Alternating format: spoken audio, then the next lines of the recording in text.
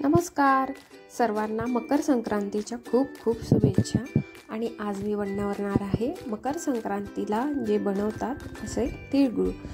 तिळगुळ प्रत्येकाचं बनवण्याची पद्धत किंवा जे हलवा असतं कोणी कोणी त्याला तिळगुळ म्हणतात, पण आम्ही तिळगुळ या पद्धतीने करतो। तर इथे पहा मी तीळ घेतलेली आहे आणि तीळ छान स्वच्छ करून घेतलेली आहे आणि नंतर त्याला एका पॅनमध्ये टाकून आता आपल्याला मंद आचेवर ही छान भाजून घ्यायची आहे। तर तीळ अशी भाजायची की मंद आचेवर आणि कुठेही करपू न देता सतत चमच्याने असं हलवत राहायचं आहे। आणि जेव्हा तीळ छान अशी भाजल्या जाते तेव्हा ती फुटायला लागते, चटचट असा आवाज येतो आणि थोडीशी ना ती फुगते पण, म्हणजे तो जो दाणा आहे तिळाचा तो थोडा फुगतो, तेव्हा समजायचं की तीळ छान भाजल्या गेलेली आहे। तर इथे पहा मी छान असं तीळ भाजून घेते पूर्णही आणि त्यानंतर दाखवते तुम्हाला पुढची प्रोसेस।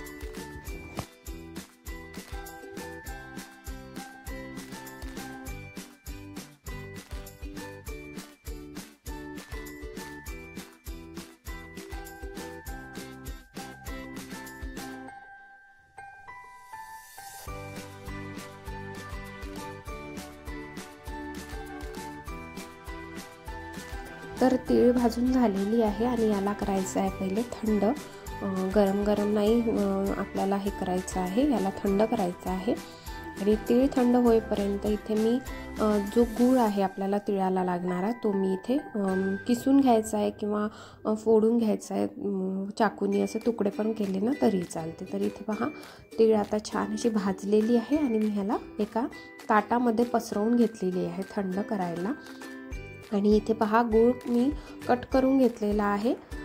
आता अर्धा किलो माझ्याकडे तीळ होती तर मी पाव किलो त्याला गूळ वापरलेला आहे।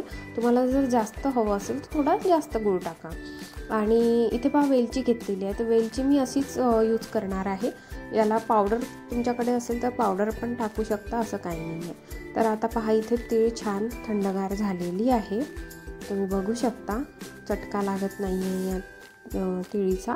आणि आता मिक्सरचा पॉट घ्यायचा आहे आणि मिक्सरच्या पॉटमध्ये तीळ दळताना एक लक्ष ठेवायचं, जेव्हा आपण तिळगुळ बनवतो तर गूळ चिपकला नाही पाहिजे पॉटला, मिक्सर पण खराब व्हायला नाही पाहिजे, याच्यासाठी एक काळजी घ्यायची। पहिले थोडे तीळ टाकायचे, त्यानंतर गूळ टाकायचा, जेणेकरून खाली गूळ हा चिपकणार नाही, भांडं पण खराब होणार नाही आणि मिक्सर पण खराब होणार नाही, जाम होणार नाही। तर त्यानंतर मी वेलची टाकून घेतली, कारण वेलची पण छान बारीक झाली पाहिजे, अख्खी वेलचीच टाकलेली आहे आणि पुन्हा तीळ टाकलेला आहे वरून। आणि आता याला मिक्सरमध्ये फिरवायचं आहे आणि इथे पहा छान असं तिळगुळ एकदम रेडी आहे। अशा प्रकारे पूर्ण मी तिळगुळ काढून घेते आणि पुन्हा सांगते एकदा की मकर संक्रांतीच्या सर्वांना खूप खूप शुभेच्छा आणि तिळगुळ घ्या, गोड गोड बोला असं आमच्याकडे म्हटलं जाते आम्ही जेव्हा तिळगुळ देतो तेव्हा। तर अशा प्रकारे छान असं तिळगुळ इथे रेडी केलेलं आहे, तुम्ही पण बनवा आणि तुम्ही पण इतरांना खायला द्या, तिळगुळ घ्या, गोड गोड बोला म्हणा। आणि कशी झाली ही सिंपल साधी तिळगुळाची रेसिपी मला कमेंट करून नक्की सांगा। तोपर्यंत भेटूया अजून मकर संक्रांतीच्या काही स्पेशल व्हिडिओजमध्ये, छान छान अशा रेसिपीजमध्ये।